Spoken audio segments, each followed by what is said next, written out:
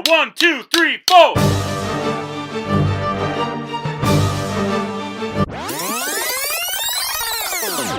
I'm ready. The Krusty Krab pizza is a pizza. It's a mystery. Are you ready, kids? Aye, aye, Captain! I can't hear you. Hey everyone, welcome back to Mr. Teach Film Preach. And if you're a lover of films like I am, and if you love to learn from films as much as I do, then you are in the right place. Consider clicking that like and subscribe button down below. That would be beautiful. Yes, we are reviewing the 2021 animated feature film, The SpongeBob Movie, Sponge on the Run. Your SpongeBob SquarePants is an animated TV show from Nickelodeon, YTV. Back in the day, YTV, is that still around now? Is YTV still on the air? Someone should let me know. It is an animated television show for little kids, meant for little kids. And it came out about the time where I was sort of getting out of cartoons, and I was like 10, 11, and I would watch the odd episode here and there, but I wasn't totally into it. I knew who the characters were, I knew their personalities, and that's about it. If you ask me like, oh, how many seasons have you seen? Maybe one at most in total amongst all the seasons that they have. So really not that much. So I can say from off the start that I'm not the biggest SpongeBob SquarePants fan. I'm not in love with the show. But if you're a SpongeBob SquarePants fan and you love the television show, or even just enjoy it a little bit, I feel like you'll really enjoy this film. Our friend and hero SpongeBob is living in Bikini Bottom under the sea with his best friend and pet, Gary the Snail. One day, Gary the Snail is SNAIL-napped. So SpongeBob and his best friend, Patrick the Star, a road trip to find their friend, Gary the Snail, and bring him home. Along the way, they have some guidance from a sage, a bush, and some rappers, some pirates, to get them to the place where they're trying to go, which is the lost city of Atlantic City. This movie is a really cute, fun kids film. It is meant for children. It is meant for kids, I'd say, between the ages of like 6 and 8, maybe. It's not the most well thought out movie, but neither is the show. It's really meant to entertain kids as much as possible, to try and make kids laugh as much as possible. I've always said like SpongeBob is the kids' version of Family Guy. It's kind of got that risque humor to it, but it's also really silly and goofy. Just meant for little kids, where Family Guy's is adult humor. And Patrick, who is always one of my favorites, he's so gross and weird and strange, but he is hilarious.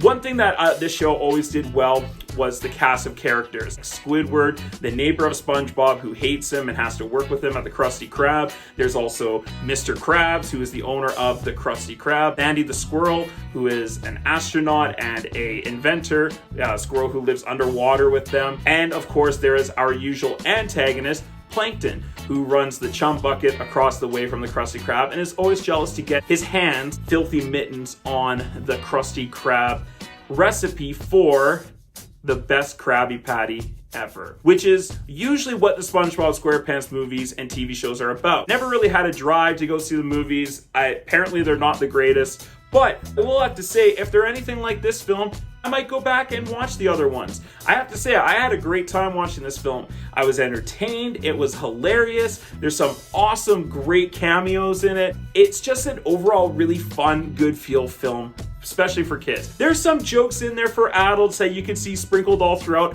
like any sort of smart animated studio does. They switched up the animation from the show. And I think they did that in the last movie, but in this movie, you can just tell like the animation is very different, a lot more detailed than the show. It just looks a lot crisper, cleaner, and really I was quite satisfied and happy with the animation choices they made. At first, when it started, I was like, I'm not quite sure, because I was used to how the show looks. But overall, I think the animators and the director did a really great job of pulling off this animation style. Might be a little bit more expensive, but it looks just that much better. The first thing is the look of the movie. The second thing is the humor. This movie is a laugh out loud riot. I was laughing at least every other minute in this, whether it was the facial expressions of the characters and they're just so crazy, or it was maybe the cameos that came about. There's an amazing Keanu Reeves cameo.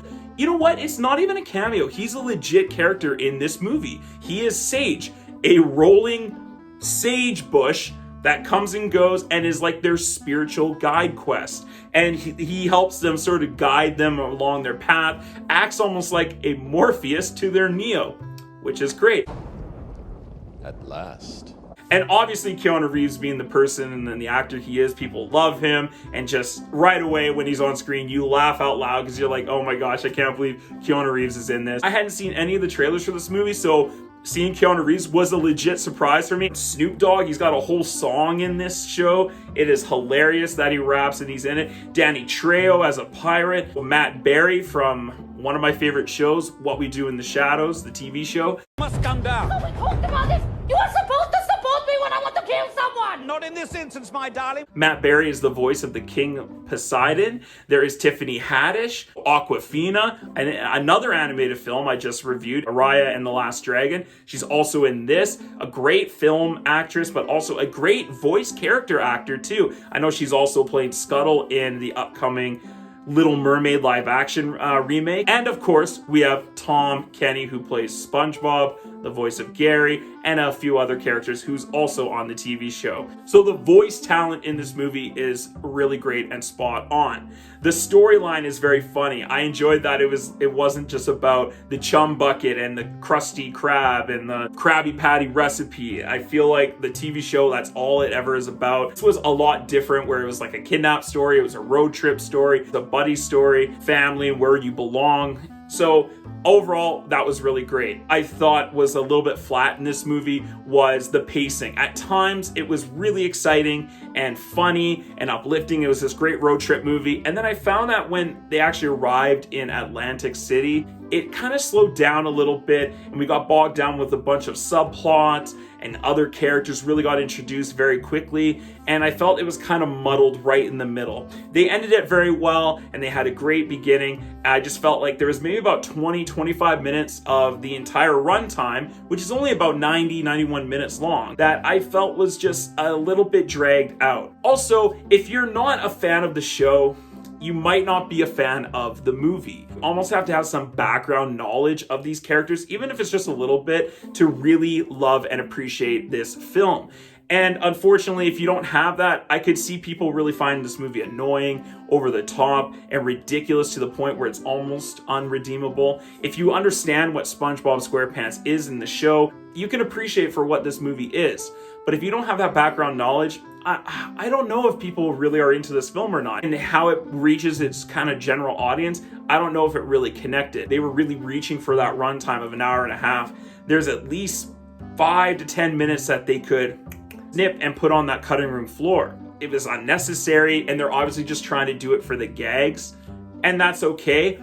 But the pacing issues and just the sort of cramming that story in as fast as we can. Some of the writing wasn't the greatest, and a few of the jokes actually didn't land all the time. A few moments that were just not that well written, and they really stood out. It was feeling dragged out at times, and so that kind of pulled it down a little bit. But it is a laugh out loud riot. It is a good time, decent animated film. It's not going to win any awards. It's not going to be a great top 5 animated feature films of all time.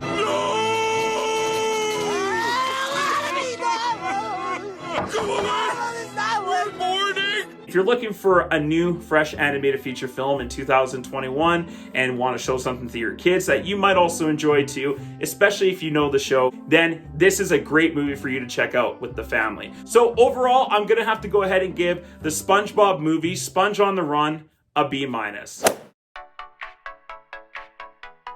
Thank you so much for checking out my video. If you like this video, click like down below and subscribe. That would be amazing. I'm really trying to get a goal this year, and you guys can help out with just one click. What did you guys think of this video? Did you like SpongeBob, Sponge on the Run? If you thought it was just a horrible film, that's okay. I understand. Thanks so much for watching, you guys. I really appreciate it. I hope you had a great time. Come back and check out some more Mr. Teach Film Preach. I have some other videos that I just released this past week right up there, and I would love it for you guys to check them out and give me your feedback as well. Have a great day. Take care of yourselves, and as always, let's get taught.